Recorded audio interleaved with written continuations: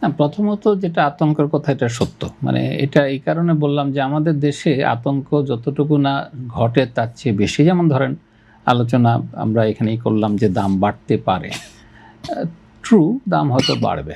কবে বাড়বে এটা বাংলাদেশ পেট্রোলিয়াম কর্পোরেশনের জানার কথা। বাকিরা চিন্তা করে বসে আছে আগামীকালকে দাম বাড়বে। মানে প্রবলেমটা হচ্ছে এটা অন্য দেশ কী করছে, অন্যান্য দেশে যেখানে মানুষ চেষ্টা করছে, এই যে এত যুদ্ধের মধ্যে ইরান আছে, তারপরে দেখেন জনগণ সরকারকে সহযোগিতা করছে। এক্সট্রিম মশার কয়েল প্ল্যান্ট ফাইবার দিয়ে তৈরি, তাই সহজে ভাঙে না, সুগন্ধিযুক্ত ও নিরবিচ্ছিন্নভাবে জ্বলে। ডেঙ্গু, চিকুনগুনিয়া বাহি সহ যে কোনো মশার বিরুদ্ধে দেয় এক্সট্রিম সুরক্ষা।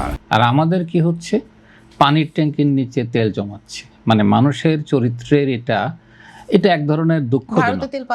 ভারতে তেল পাচার হচ্ছে। মানে এই জায়গায় আমার কাছে দুঃখ লাগছে যে আমরা কোন দেশে বসবাস করছি, কি ধরনের মানুষ। সব জায়গায় মানে আপনি এভাবে চিন্তা করেন, তেলের দাম বাড়বে বা এখন বাড়বে, পত্রিকায় নিউজ আসছে যে 167 কোটি টাকা ভর্তুকি। আনসার হচ্ছে তেল এখনো এসে পৌঁছায় না বাড়তি দামেরটা।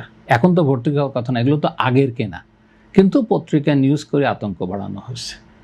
অথবা কেউ একজন বর্ণনা করছেন যে আমার ভর্তুকি বাড়ছে। প্রথমত দেখেন তেলের দামের 55% কিন্তু সরকারের ট্যাক্স। তাহলে ম্যাক্সিমাম যেটা হচ্ছে গভর্নমেন্টের ট্যাক্স থেকে যাচ্ছে। এটা যখন আমরা এইভাবে বর্ণনা করি, বর্ণনাটার মধ্যে গণ্ডগোল আছে, কারণ এটা অনেকটা ব্যবসায়িক বর্ণনা। সরকার তো ব্যবসায়ী না। ব্যবসায়িক বর্ণনা, আমি যখনই সয়াবিনের ডাল আমেরিকার দাম বাড়ে তখনই ঢাকার দাম বেড়ে যায়, আমার কিন্তু ইম্পোর্টটা আগের। তো গভর্নমেন্টের ক্ষেত্রেও যদি এই ধরনের আতঙ্ক তৈরি হয়, এবং অনেকে সরকারের ক্ষেত্রে অনেকে মনে করছেন দাম বাড়বে, আনসার হচ্ছে দাম বাড়ার ব্যাপারটা সরকারের হাতে, পেট্রো বাংলার হাতে। তারা যেদিন বাড়াবে সেদিন বাড়াবে। ক্ষতি নিয়ে আমরা যতটা চিন্তা করছি, এটা একটা অনর্থক প্যানিক তৈরি করছি, এবং এই প্যানিকটা দরকার ছিল না। এটা আমাদের ব্যর্থতা, আমাদের জনগণ। আমি বলবো যে আমরা দুঃখিত। এই কারণে আমি দুঃখিত যে মানুষ এতটা আতঙ্কগ্রস্ত কেন। এর পেছনে কিছু কারণ আছে। একটা হচ্ছে পেট্রোলের লিমিট তৈরি করে দেওয়া। লিমিট তৈরি করে দেওয়াতে যেটা হয় সারা পৃথিবীতে, সেটা হচ্ছে ব্ল্যাক মার্কেটটা তৈরি হয়, যার জন্য দেখেন কেউ অপেক্ষা না করে 200 টাকা দিলেও অকটেন কিনছে। এই যে লিমিট তৈরি করলেন কেন, কি দরকার ছিল? আমার যদি দিতে হয় দিলেন আপনি, এটা নিয়ে এত চিন্তা না করে আপনি 10% কমিয়ে দেন, বলতেন যে যতটুকু চাইছেন 10% কমানো হবে, এর চেয়ে বেশি কমানো হবে না। এখন আমি যদি একজনকে 10 লিটার তেল দিই, আমি সেদিন আমাদের ছাত্রদেরকে নিয়ে গেলাম পটুয়াখালীতে, রাস্তায় যতগুলো পেট্রোল পাম্প আছে বাস থামিয়ে ডিজেল চাচ্ছে। তার মানে সব জায়গায় আপনি লিমিট করছেন। লিমিটটা না করলেই তো হতো। এই লিমিটটা করার তো দরকার ছিল না। এই কারণে এইভাবে লিমিট করাতে কি হচ্ছে দেখেন, এখন একটা ব্ল্যাক মার্কেট তৈরি হয়েছে।